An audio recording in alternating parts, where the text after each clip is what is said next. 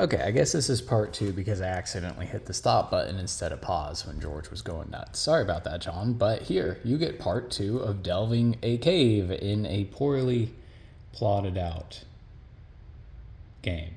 I mean, all the other versions were good, but when you slam them all together, stuff happens, you know? Oh, excuse me. Sorry. So we backtracked to the lightning bolt room. We went into this weird room that I'm not going to tell you what it looks like. It's supposed to be a string of beads, but apparently I don't know what beads look like. There were 2 ways out and no encounter. We went to this room that was supposed to be shaped like a... Oh, excuse me. Sorry. The monster. It goes down funny. A sword blade. We were ambushed by a centipede. It gets a free hit in, which is unfortunate because the rule for centipede is you lose points whenever it hits. And by points, I mean XP. And by XP, I mean our chances of leveling up. So it gets a free hit in for D3 damage is 2. 3 divided by 2 is 1.5, which rounded up is 2. So we'll take 2 damage. We're down to 10. We lose 1 of our points. This is tragic. Tragic, I tell you. So now we must get a 3 to hit and 3 damages. Also, I forgot we had decapitation turned on, so I think I was supposed to get some heads somewhere along the way. Okay, we take a bow and arrow and we shoot a centipede. We lose 1 point, but we gained 3. It being a weak monster, it has no sweet loot. It would be kind of strange if the centipede had a wallet. So I'm okay with this. Although some of the weirdnesses that happen along the way are pretty entertaining. And, that doesn't make any kind of sense. Way, you know. Okay, number 3, another sword blade shaped room. Yeah, I know it's not much of a sword blade, but in my defense, meh. And for content, we have...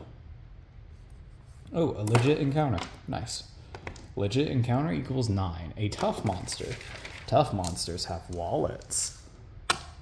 Tough monster today will be a lava ooze. Having a 3 to hit, does 2d3 damage, has 6 HP.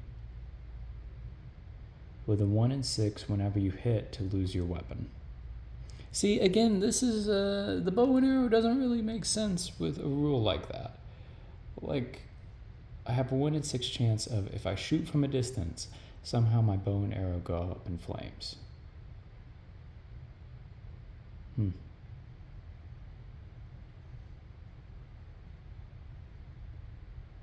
Yeah. Whatevs. Of course, it also doesn't make sense that a lava ooze would have a wallet, but here we are. I mostly included it because everyone loves it when their sweet loot is taken away from them violently. To hit, damage. I guess we'll just... Yeah, it's only a 3 to hit, it's fine. 1 we did not hit.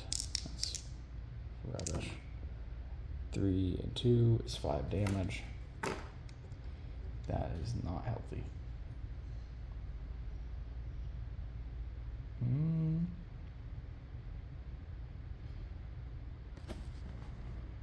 Okay, I did the math, and it says we have a scroll of Nile.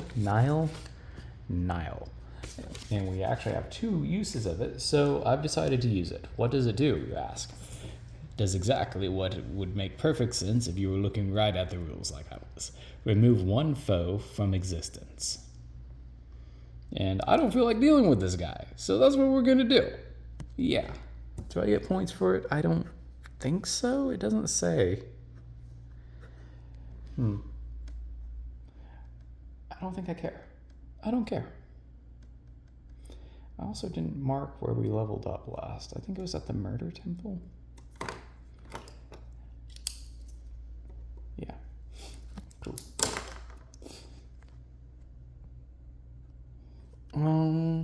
Okay.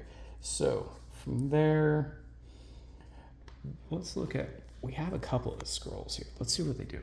We have the palms. We know what that does, is straight up damage. Void grasp. The void. Lose an item, roll on the item tables. Oh, we can do it twice. Okay, our armor is useless now, so let's go ahead and do that. Goodbye, breastplate that does nothing. We roll on item tables. Explorer number 1. We have a compass.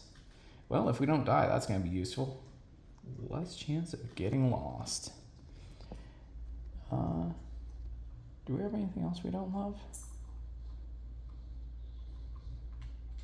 No, the pistol, I only had 1 shot for it, so I might as well get rid of it, right? Cool. Into the special table. Number 5. We almost had another pistol. A potion.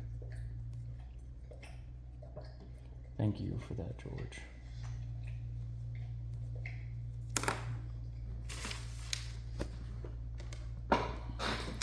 Okay, so we're at 5 HP, so we're gonna go ahead and just slam that potion that we just obtained. Get 6 HP back. We're back up to 11. Mark that scroll is out of commission now because we used it twice in a row. All right, we wiped the lava ooze off the face of the earth. So now let's continue delving. Number 4 is the lightning again. Okay. I'm pretty sure that's not what lightning looks like. Did I roll that one or that one? I think it was this one over here. 4 will get us 2 rooms. Chambers, I guess. Content equals 6. An encounter. Number 4 on the encounter table is an event. Event? I don't think we've got an event yet. Event. Number 5. The basilisk vapor.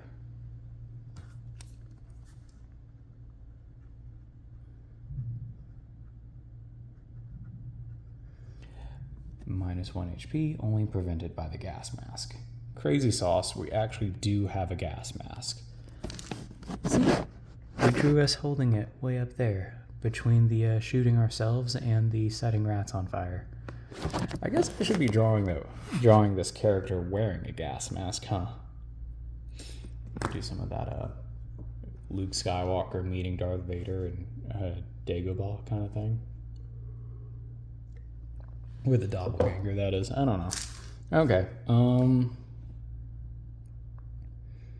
Yeah, the vapor does nothing because we actually do have a gas mask. Now, left or right?